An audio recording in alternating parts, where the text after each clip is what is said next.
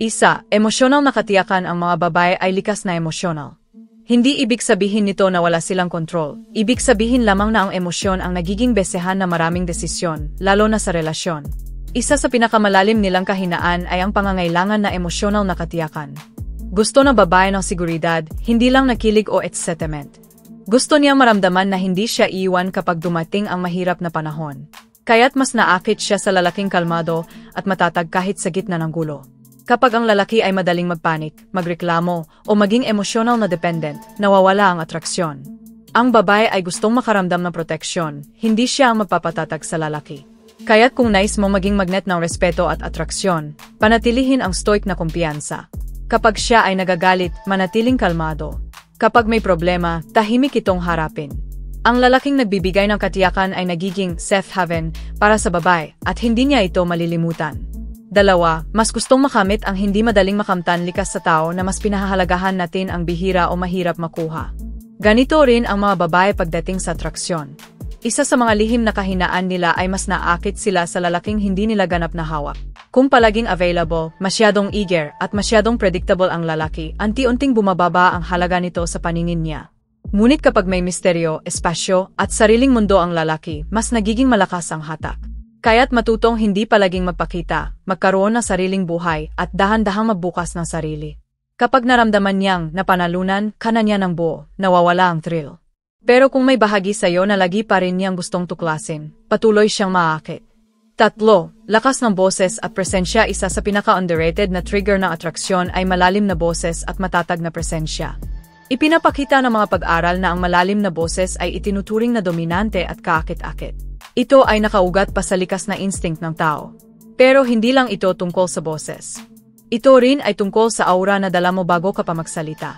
Ang lalaking may presensya ay kumikilos ng may direksyon, may eye contact, hindi kinakabahan, at hindi madaling maistorbo.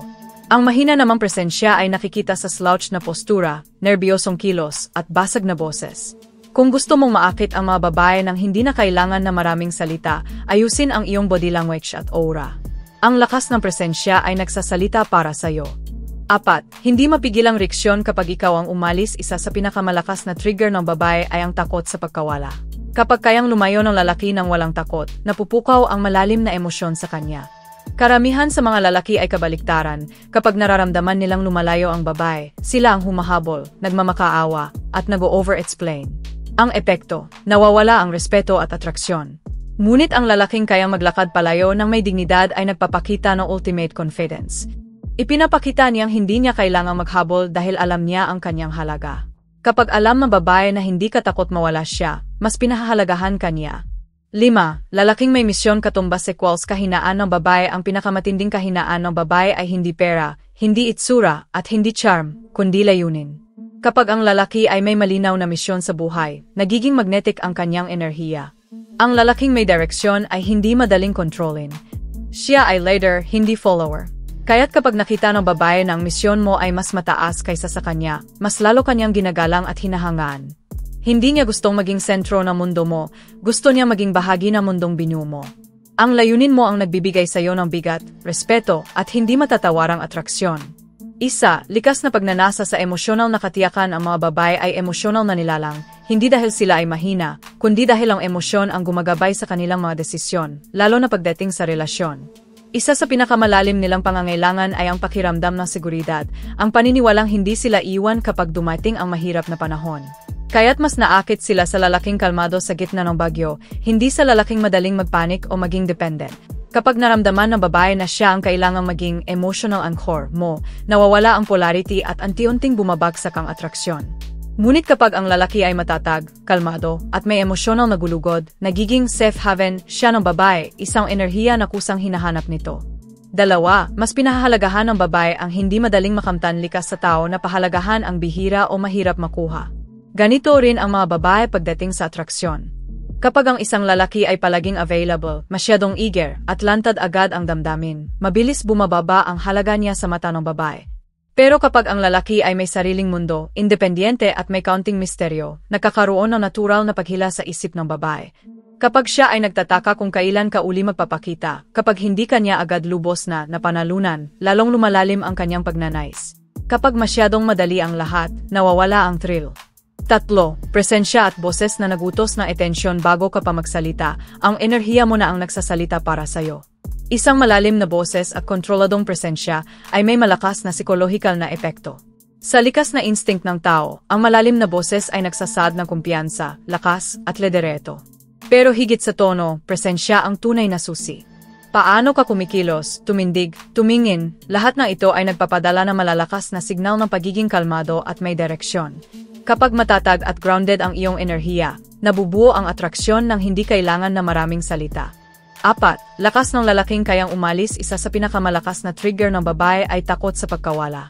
Kapag lumalayo ang isang lalaki ng walang takot at walang drama, malakas ang emosyonal na epekto nito. Kabaliktaran dito, karamihan sa mga lalaki ay mas lalo pang humahabol kapag nararamdaman nilang lumalayo ang babae na nagresulta sa pagbaba ng halaga. Pero ang lalaking kayang maglakad palayo na may tahimik na tiwala ay nagpapakita ng tunay na lakas. Ipinapakita niya na ang kanyang halaga ay hindi nakadepende sa sinumang babae. Ang ganitong uri na enerhiya ay nagiging magnetikong puwersa. Madalas hindi makalimutan ng babae ang lalaking hindi natitinag. 5. Misyon bago relasyon. Ang isang lalaki na may malinaw na layunin at direksyon sa buhay ay nagiging automatikong kaakit-akit. Ang misyon ay nagbibigay ng focus, disiplina, at kalayaan, mga katangiang hindi kayang tanggihan ng mga babae. Ang pagkakamali ng maraming lalaki ay ginagawang sentro ng kanilang mundo ang babae. Kapag nangyari ito, nasasakal ang atraksyon. Hindi gustong maging sentro ng babae ang lahat. Gusto niyang maging bahagi ng isang mas malaking mundo. Ang lalaking may layunin ay hindi nag-intay sa tawag niya, patuloy siyang umaabante. 6. Lakas sa kontroladong pagpapakita ng emosyon. Kapag ang lalaki ay palaging naghahanap ng validation, nagreklamo o labis na naglalabas na hinaing, nawawala ang respeto at atraksyon. Pero kapag siya ay marunong magbukas ng damdamin ng may lakas at control, nagiging mas malalim ang koneksyon. Ang damdamin ng lalaki ay dapat tulad ng dagat, malalim at totoo, pero hindi bumabaha. Ang ganitong klaseng enerhiya ay nagbibigay ng emosyonal na katiyakan na instinctively hinahanap ng babae. 7. Pagsubok ng babae ay hindi kalaban. Filter ito. Madalas sinusubukan ng mga babae ang isang lalaki. Minsan hindi nila ito sinasadya. Maaaring hamunin nila ang opinyon mo, lumikha ng malilit na conflict, o maging malamig. Hindi ito para saktan ka, kundi para tingnan kung matatag ka. Kapag ikaw ay nagpanik, naghabol o naging defensive, bumababa ang atraksyon. Pero kapag nanatili kang kalmado at hindi natitinag, mas lalo kang tumataas sa paningin niya. Ang lalaking lumalampas sa mga tahimik na pagsubok ay nagiging hindi malilimutan. 8. Kumpiyansa sa harap ng pagtanggi. Maraming lalaki ang takot sa rejection. Pero ang lalaking hindi natitinag dito ay nagiging halos hindi mapantayan. Kapag hindi ka natitinag sa pagtanggi, ipinapakita mong may sariling halaga ka. Ang kumpiyansang hindi nakatali sa opinyon ng iba ay malakas na puwersa ng atraksyon. 9. Misteryo katumbas equals intriga. Katumbas equals atraksyon. Kapag masyadong madaling basahin ang lalaki, nawawala ang thrill. Ang misteryo ang nagpapanatiling buhay ng interes.